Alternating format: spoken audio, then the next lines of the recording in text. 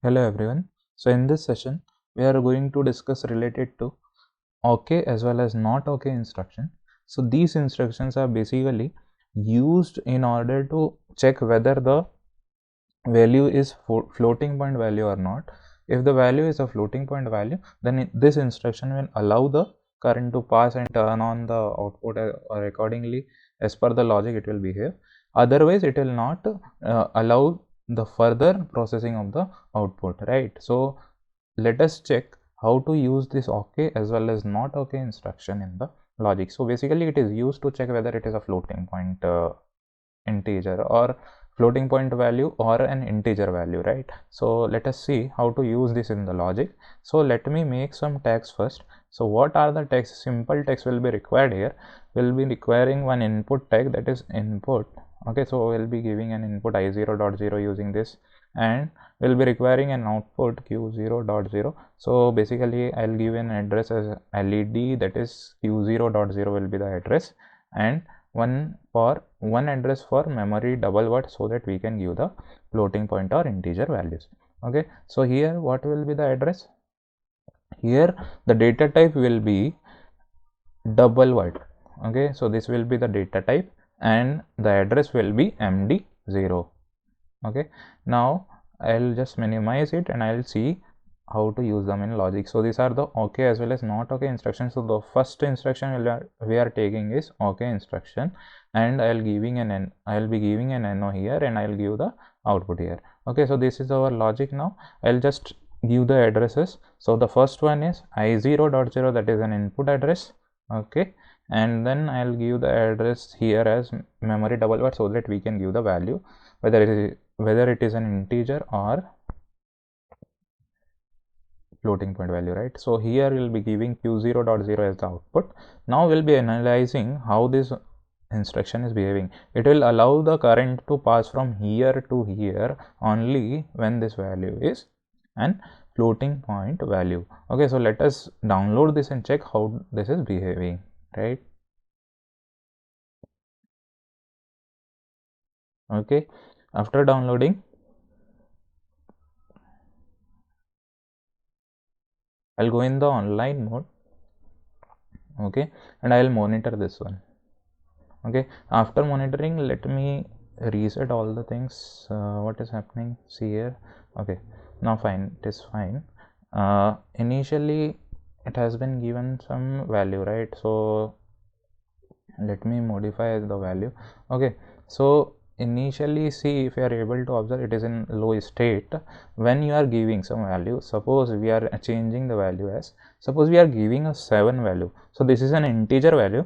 Okay, so it is an integer value, that's why the output is not in the high state. Okay, because it is detecting an integer value, and to turn on this instruction we require a floating point value, but 7 alone is not an floating point value, it is an integer value, that's why the output is in the low state. Now suppose if you change it to 7.5, right, so it is a floating point value now, so it will allow current. Okay, so let me first of all, what we'll do is let me change the value first, that is 7.5 now. Okay, so basically it will be 7.5, right? 7.5 I am giving. Okay, and I'll be changing its type, right? So here display format will be our floating point, right? So it will be giving 7.5 here. Now this instruction will allow this current to pass from here to here, right? Why? Because this is now floating point value. Okay, so this is our floating point value. So let me show you. When I am activating this input, see here, when you are activating this input, so it is allowing the current to flow from here to here, that is why the output is in the high state. Okay, now suppose again I am changing it to some integer value, that is 7. Okay, so I am changing it. Okay, and let me change its type again. Here what will be the block? It will be our decimal block. Okay, so it is 7 now. That is not an floating point value, it is an integer value. So this instruction will not allow the current to flow from here to here, right? So here, if you are able to observe, I'll just change the input instruction. So I am activating this one. Okay, when you are activating this one, see, you are able to observe the current is going from here to here, but this instruction is not allowing the current to flow from here to this output. That's why the output is in the low state, because it is a integer value, not a floating point value, right? Now what we'll do is I'll change this instruction. I am going offline.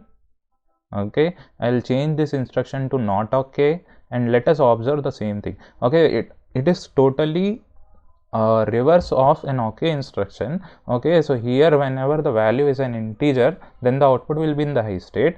When the value is not an integer, that is a floating point value, then the output will be in the low state. So let us go and download this one and let us check whether it is behaving properly or not.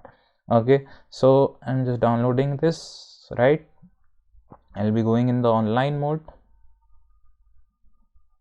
Okay, so now it is in online mode and I will be monitoring the logic.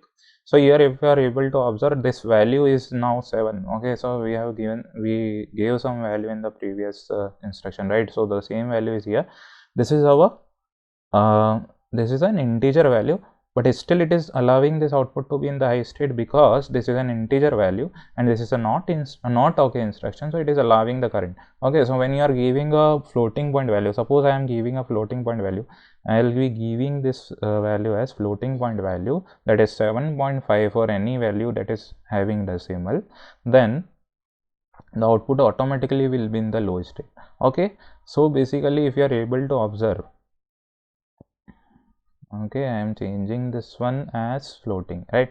So it is 7.5 and the output is in the low state. So this is how the okay as well as not okay instructions are behaving. So basically these are used to check whether the input or the value which we are giving is a floating point value or it is a integer value, right? So remaining things we'll be seeing in the next lecture.